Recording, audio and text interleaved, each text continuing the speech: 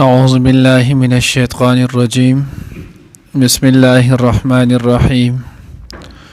واعلموا أنما غنمتم من شيء فأن لله خمسه وللرسول ولذي القربى واليتامى والمساكين وابن السبيل إن كنتم آمنتم بالله وما أنزلنا على عبدنا يوم الفرقان يوم التقى الجمعان والله على كل شيء قدير. ننني درس کې ان شاء الله العزیز سورة انفال پارہ نمبر 10 رکوع نمبر 5 آیات نمبر 41 یو آیات سے ناغوے لیکی گی دینا وقت کی نحمہ سپارہ اللہ رب العزت فضل و کرم سرچنین و اختتام تورسی دلا کم کوتای شوی اللہ رب العزت درات آغا معاف کی وزدی زینچنین و آغا لسم سپارہ شروع کی گی اللہ رب العزت دا پا خیر عافیت سر اختتام تورسی او دی کی چه سورا هم دا اللہ رب العزت دا طرف اوامر دی اللہ دی منگ تا پاغی بند عمل کولو توفیق نصیب کی سمر منحیات دی داغین دی اللہ پاک منگ وساتی او سورہ نصیحت پکی دینو اللہ رب العزت دی دغا نصیحت منگتا نصیب کی دینمخ کی شروع کی سورة انفال پا شروع کی کا خیال مکڑو نو آلتی زینو آغا دا انفال متعلق مسئلہ را غلیوہ شپائی کی دری ڈلی دا صحابہ کرام رضوان اللہ تعالی اجمعین جوڑی شئی ولی نو یوی ڈلی ویچ گورا منگ زینو آغا ستاسو دفاع کری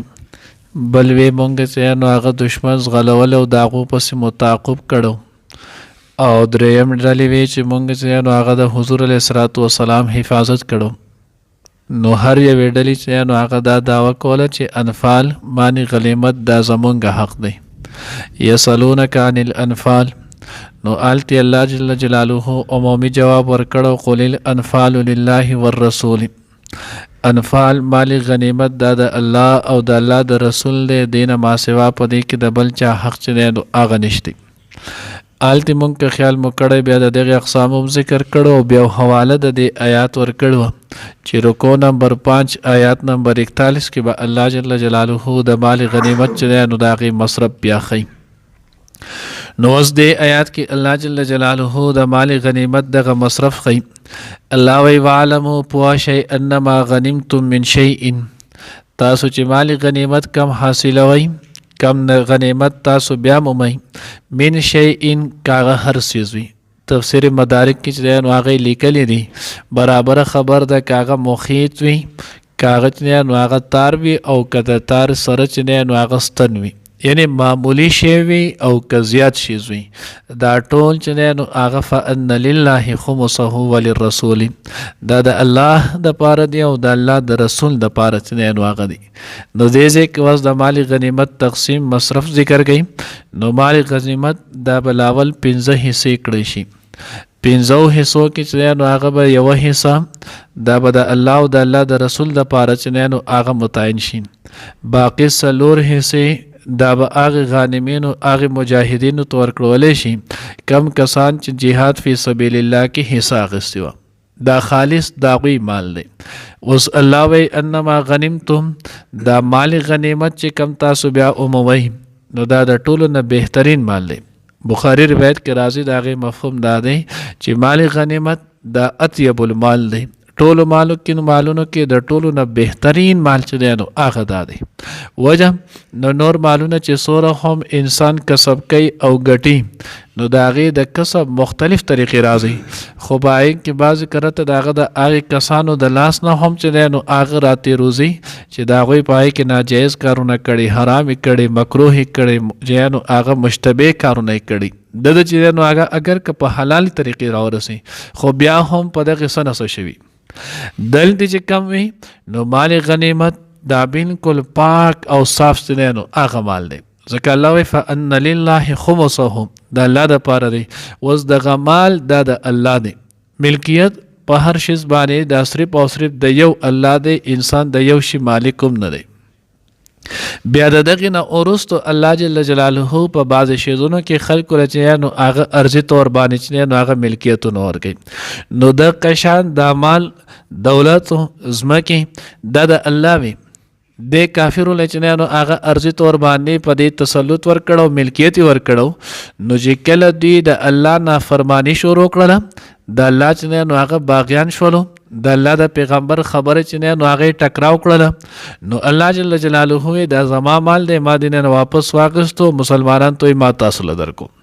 نو دا د الله مال وو الله رب العزت دا غوی نه واپس واغستو ډایرکټ چې نو هغه مسلمانان ته میلاو شو نو دا ډایرکټ براه راست الله د طرف چې نو هغه میلاو شوی دی نو ځکه د ټولو نه اطیب مال د ټولو نه پاکیزه او پاک مال دا صرف او صرف چې نو هغه سره مالی غنیمت دی بیا د دې د پاکوالی چې نو هغه غټ علامت دا دی چې په مخکې امتونو کې دی هم کم مالی غنیمت چلیدلی دی نو د هغې کې به بیا طریقې کار دا چې د اسمانونو نه به اور راتلو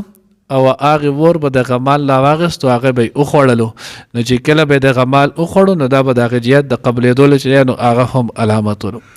دا خو د رسول الله صلی الله علیه وسلم برکت دی حضور علیه الصلاۃ والسلام خصلت او د هغه هغه فضیلت او برکت دی چې د نبی علیه الصلاۃ والسلام د برکت د وجې نه الله رب العزت د دې امت دپاره مال غنیمت چې هغه حلال کړی دی دوی چې هغه دغې مال غنیمت د دوی لپاره حلال دی دوی په خپل استعمال کې چې هغه راوستی شي نو الله وی فان لله خمسه نو بیا د الله او د الله د رسول لپاره چې کومه پنځمه حصه اوسي نو د دغې پنځمې حصې بیا پنځه مصرف دي دا به بیا په پنځو ځونو کې چې نو هغه لګولی شي د الله دپاره د الله د رسول دپاره ولذل قربه د الله د پیغمبر د رشته دارانو دپاره بیا چې نو هغه یتیمانان دپاره مسکین دپاره ابن سبیل دپاره نو چې کم د الله دپاره دی خمس پنځمه حصه نو د دې مصرف بیا پنځه کسان دي الله رسول د الله د رسول رشته داران یتیمانان مساکین او ابن السبیل مسافر دا به په دې پنځو کسانو چې دی نو هغه د هغوی حق دی اوس دې کې تاسو وګورئ دوه ځنه چې نو الله رب العزت چې نو هغه په لام سره ذکر کړي فان لله وللرسول ولذي القربى دا خاص د الله دپاره دی او د الله د رسول لپاره الله مال او الله خپل پیغمبر لور کو اوس چې کله خپل پیغمبر لور کو نو حضور د پدې کې څنګه هم تصرف کول غواړي نو هغه شان په کې د الله پیغمبر تصرف کول غواړي چې نو کولی شي پدې کې د اچا ته چې نو هغه د اعتراض یا د حق چې نو هغه سوالیت هغه ته نشته ځکه دا الله وو او الله رب العزت د خپل پیغمبر لور کو عربی قاعده مطابق راځي چې دلته لام دی او لام د پاره د اختصاص راځي نو دا خاص د الله دی او الله خپل پیغمبر لور کو نو خاص دغه حکم به پرې کې چلیږي پرې کې د بل چا چې نو هغه اختیار نشتی بیا الله پیغمبر چې نو هغه دغه د رشتہ دارو د پاره د بنو هاشم او د بنو عبدالمطلب د اولاد د پاره ولی نو د دوانو د حضور علیه الصلاۃ والسلام سره زمانه جاهلیت کې هم او زمانه اسلام کې هم د الله د پیغمبر چې نو هغه یې کړو مرسته یې کړو خاص کر په هغه دور کې کله چې نو هغه حضرت جبیر ابن مطعم رضی الله تعالی عنہ عثمان غنی رضی الله تعالی عنہ حدیث کې چې نو هغه مفصل دغه حدیث کتابونو کې واقع چې نو هغه راغلی نه د حضور علیه الصلاۃ والسلام په سرانل چې د مال غنیمت کم دی نو د الله رسول مون هم تاسو رشتہ داران یو څنګه چې نو هغه دغه بنو هاشم او بنو عبدالمطلب قریش دي نو دغه شانته مونږه خو نو هغه عبدالشمس مونږه چې نو هغه هم قریش یو نو چې مونږ هم قریش یو نو په کار ده چې مونږ ته په کې چې نو هغه حصہ میلاو شي کنه حضور علیه الصلاۃ والسلام ورته نه دی زمونږ سره په هغه وخت کې کله چې د مکې ټولو خلکو چې نو هغه د حضور علیه الصلاۃ والسلام بنو هاشم د خاندان نه بایکاټ وکړلو نو په دغه وخت کې تاسو د هغه خلکو سره چې نو هغه مرسته کړو خو زمونږ سره مونږ نه کړی او بنو عبدالمطلب حارث بن عبدالمطلب د دې او د دې خلکو چې نو هغه زما سره اگر چې ایمان نه راوړی خو زمونږ سره په تور د عصبیت د خاندان چې نو هغه زمونږ سره مرسته کړو نو د دې حقدار چې نو هغه وسوم دی دویم وجه چې نو هغه دا چې د دوی چې نو هغه لذل قربه نو د حضور علیه الصلاۃ والسلام چې کم رشتہ داران دي سیدان میاګان چې ورته ویل کېږي نو دا د او سجانو د مال د زکات صدقه سجانو سرسایه او دغه شانته عشر یعنی څومره چې هم واجبات دي د هغې مستحق چې نو هغه نه دي ځکه الله پیغمبر وایي نو هغه د خلکو د مال خیره دی او ساخو الناس دی، نو چې کله د مال خیره دی دې لپاره زو زما خاندان چې نو هغه لایق دی. نو چې اوس کله د هغوی د دغې لایق نه دي نو چې کم مال غنیمت میلاو شو نو د مال غنیمت کې د هغوی حصه چې نو هغه په طریقه اولا ده. اوس دې ته به نو هغه میلایږي دغه حصه. بیا د حضور علیه الصلاة والسلام د وفات نه وروستو آیا دغه حصه وس هم برقرار شته او کنه؟ نو د حضور علیه الصلاة والسلام د وفات نه وروستو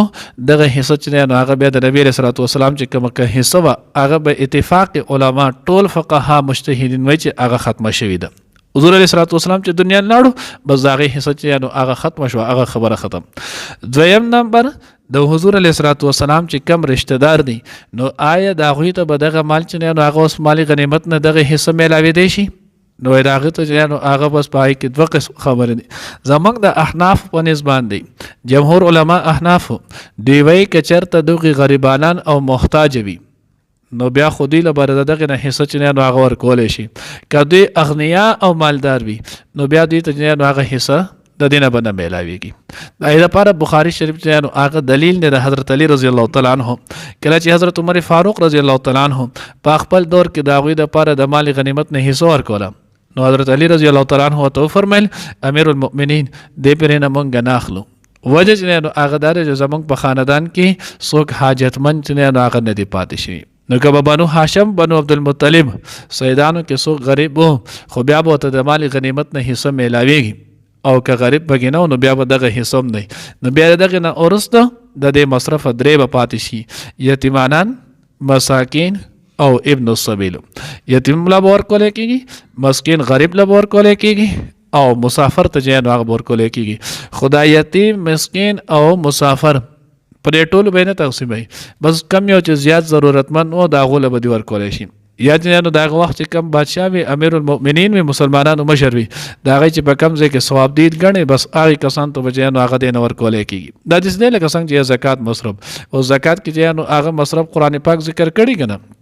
خو په هغې کې لازمي نه ده چې ټولو ته ترې ورسولی شي، بس چې څومره کسانو په هغې کېږي حقې شانتې دې وشي. نو دلته به هم د دې چې نو هغه بیا دغه درې مصرفه پاتې شول دغې کې چې چاله یې هم ورکړلو نو دا به ادا شي. ان کنتم آمنتم بالله که چېرته تاسو ایمان نه وړئ په الله باندې نو که د ایمان راوړی په الله نو دې په باره کې چې تاسو د انفال یسألونک عن الانفال نو د دې په باره کې چې کم تاسو تپوسونه کولو نو الله او د الله د رسول چې نو هغه حکم او فیصله پکې ده نه. نو که ستاسو په الله او د الله په رسول باندې چې نو هغه ایمان وي خو بس دغه فیصله چې نو هغه بیا تاسو ومنئ.